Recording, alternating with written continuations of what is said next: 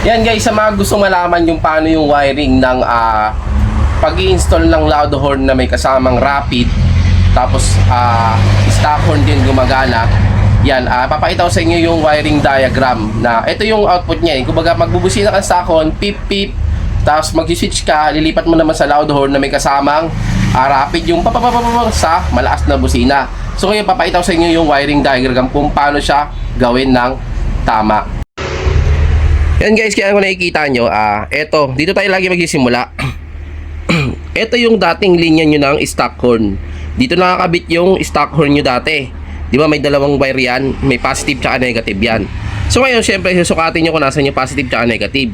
Yan, pag nahanap nyo na yung positive, ayan, ilalagay nyo lang siya sa halo switch. Yan, lagyan natin halo switch.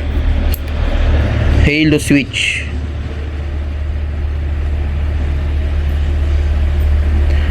Yan.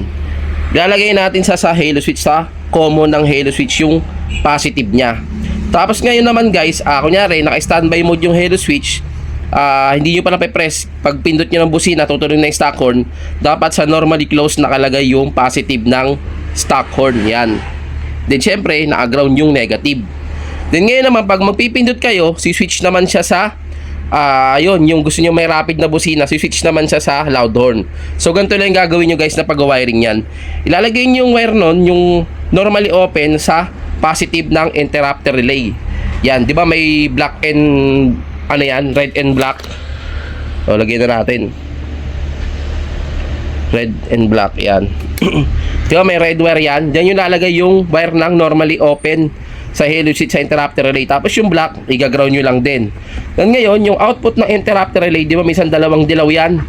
Yan, yung dalawang dilaw na yan guys, ilalagay nyo lang sa 85 at 86 ng relay. Yan. Syempre, yung input na 30, galing yan sa battery. Yan. Maglalagay kayo ng, mag-series kayo ng fuse, papuntang 30. So ngayon guys, pag ginawa nyo yan, pag pumindot kayo ng busina, magkaka-supply itong interrupter relay. Then ngayon, pag nagka-supply yung interrupter relay, magkaka-output din siya.